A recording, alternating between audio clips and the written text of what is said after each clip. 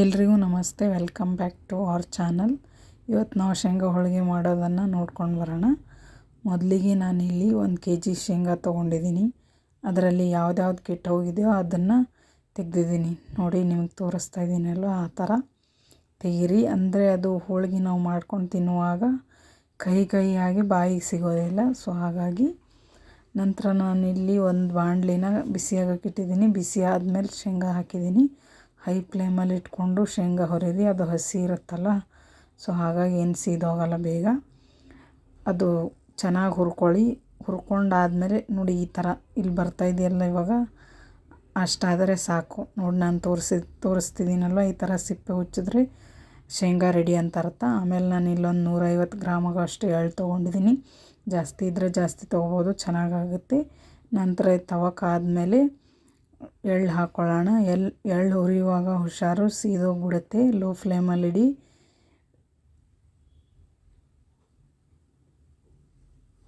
ಇಷ್ಟಾದರೆ ಸಾಕು. ಇವಾಗ ನಾನು ತೋರಿಸ್ತಾ ಇದ್ದೀನಲ್ಲ. ಆಮೇಲೆ ಬೆಲ್ಲ ತೊಗೊಂಡು ಒಡೆಯೋಣ. ಒಡೆದ್ಬಿಟ್ಟು ಇಟ್ಕೊಳ್ಳೋಣ. ಇವಾಗ ಶೇಂಗಾ ನಾನು ಒಂದು ಬೌಲ್ ತೊಗೊಂಡಿದ್ದೀನಲ್ಲ, ಅದರಲ್ಲಿ ಅರ್ಧಕ್ಕಾಗುವಷ್ಟು ಶೇಂಗಾ ತೊಗೊಂಡಿದ್ದೀನಿ. ಅದೇ ಬೌಲಲ್ಲಿ ಬೆಲ್ಲನೂ ತೊಗೊಂಡಿದ್ದೀನಿ. ನೋಡ್ಬೋದು, ಎಷ್ಟು ಶೇಂಗಾ ತೊಗೊಂಡಿದ್ದೀನೋ ನಾನು ಅಷ್ಟೇ ಬೆಲ್ಲ ತೊಗೊಂಡಿದ್ದೀನಿ. ನಂತರ ಒಂದು ಮಿಕ್ಸಿ ಜಾರ್ಗೆ ಸ್ವಲ್ಪನೇ ಶೇಂಗಾ ಹಾಗೆ ಸ್ವಲ್ಪ ಬೆಲ್ಲ ಹಾಕ್ಕೊಂಡು ರುಬ್ಕೊಳ್ಳೋಣ. ಅದು ರುಬ್ಬಿದ್ದು ಪೇಸ್ಟ್ ಏನು ಬರುತ್ತಲ್ಲ, ಅದನ್ನು ತೊಗೊಂಡು ಮರಕ್ಕೆ ಹಾಕ್ಕೊಳ್ಳೋಣ. ನೋಡಿ, ಈ ಥರ ಬಂದಿದೆ ಅದು. ಇವಾಗ ಮರಕ್ಕೆ ಡಂಪ್ ಮಾಡ್ಕೊಳ್ಳೋಣ. ಮಾಡ್ಕೊಂಡಾದ್ಮೇಲೆ ಅದು ಉಂಡೆ ಥರ ಉಳಿದಿರುತ್ತಲ್ವ ಬೆಲ್ಲ, ಅದನ್ನು ಚೆನ್ನಾಗಿ ಕೈಯಲ್ಲಿ ಈ ಥರ ಉಜ್ಜಿ ಅದು ಪುಡಿ ಏನಾಗುತ್ತೆ, ಎಲ್ಲ ಕಡೆ ಮಿಕ್ಸ್ ಆಗುತ್ತೆ ಶೇಂಗಾ ಜೊತೆ. ಸೊ ಹಾಗಾಗಿ ಬೆಲ್ಲ ಮತ್ತು ಶೇಂಗಾ ಚೆನ್ನಾಗಿ ಮಿಕ್ಸ್ ಆಗೋ ಥರ ಕೈಯಿಂದ ಉಜ್ಜಿ ಅದು ಸಣ್ಣ ಪುಡಿ ಆಗುತ್ತೆ. ಹಂಗೆ ಮಾಡ್ಕೊಳ್ಳಿ. ಅಂದರೆ ಚೆನ್ನಾಗಿ ಹೋಳಿಗೆ ಬರುತ್ತೆ. ಉಂಡೆ ಕಟ್ಟೋಕ್ಕೂ ನಮಗೆ ಈಸಿ ಆಗುತ್ತೆ. ಹಾಗಾಗಿ ಚೆನ್ನಾಗಿ ಮಾಡ್ಕೊಳ್ಳಿ. ಆಮೇಲೆ ಮಾಡಾದ್ಮೇಲೆ ಈ ಥರ ಕೇರಿ. ಇಲ್ಲ ನಿಮಗೆ ಕೇರಕ್ಕೆ ಬರಲಿಲ್ಲ ಅಂದರೆ ಜರಡಿ ಇದ್ದರೆ ಜರಡಿ ಸಹ ಇಟ್ಕೋಬೋದು. ಕೆಳಗಡೆ ಒಂದು ಬುಟ್ಟಿನೋ ಒಂದು ಕಡಾಯಿನೋ ಏನೋ ಒಂದು ಇಟ್ಕೊಂಡು ಆ ಥರ ಪುಡಿ ಬಂದಿರುತ್ತಲ್ಲ, ಅದನ್ನು ಆ ಕಡಾಯಿಗೆ ಹಾಕಿ ಆಮೇಲೆ ಮತ್ತೆ ಇದೇ ಪ್ರೊಸೆಸ್ಸು. ಹಿಂದೆ ಏನು ಉಳ್ಕೊಂಡಿರುತ್ತಲ್ವ ಅದನ್ನು ಮತ್ತೆ ಕೈಯಿಂದ ಉಜ್ಜಿ ಅದು ಸಣ್ಣ ಪುಡಿ ಎಲ್ಲ ಮಿಕ್ಸ್ ಆಗುತ್ತಲ್ವ, ಮತ್ತೆ ಕೇರಿಬಿಟ್ಟು ಹಾಕ್ಕೊಳ್ಳಿ.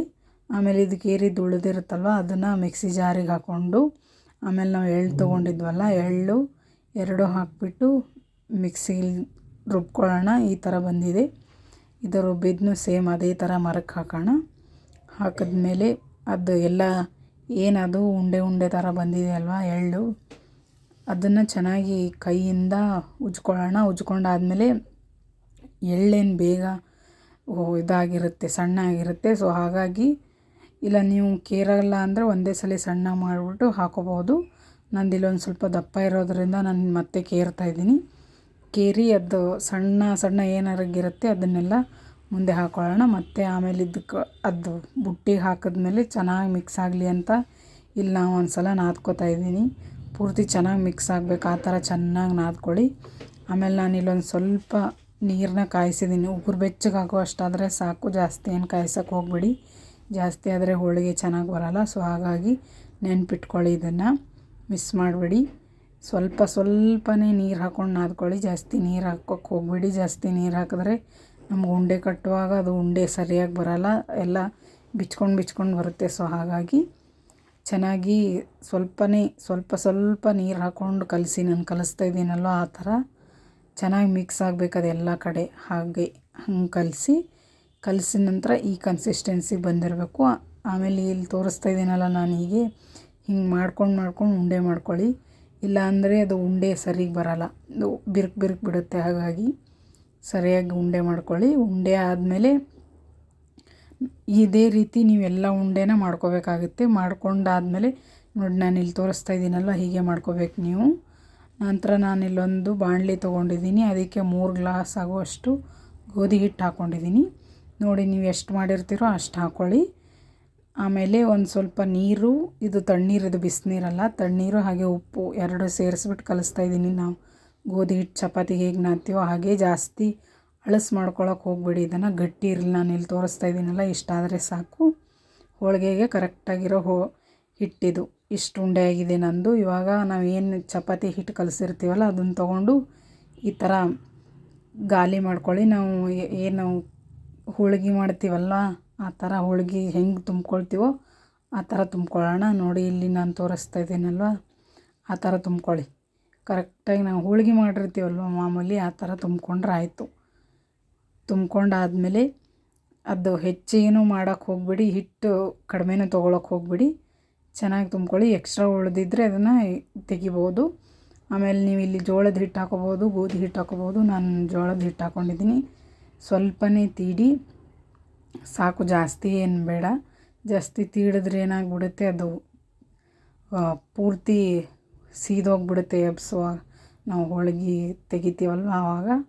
ಹಾಗಾಗಿ ಜಾಸ್ತಿ ಜಾಸ್ತಿ ದಪ್ಪನೂ ಬಿಡೋಕ್ಕೆ ಹೋಗ್ಬಿಡಿ, ಅದು ಕಟಿ ಹೇಗೆ ಹಾಗೆ ಸಿಗುತ್ತೆ ಬಾಯಿಗೆ.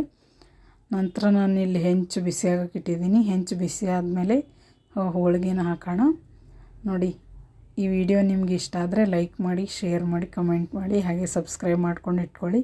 ನಾನು ನೆಕ್ಸ್ಟ್ ಟೈಮ್ ವಿಡಿಯೋ ಹಾಕಿದಾಗ ನಿಮಗೆ ನೋಟಿಫಿಕೇಷನ್ ಬರುತ್ತೆ.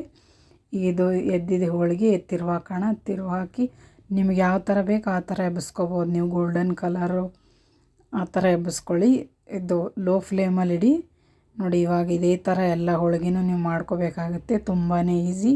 ಒಂದು ಸಲ ಟ್ರೈ ಮಾಡಿ ನೋಡಿ. ಆರೋಗ್ಯಕ್ಕೂ ತುಂಬ ಒಳ್ಳೆಯದು. Thanks for watching.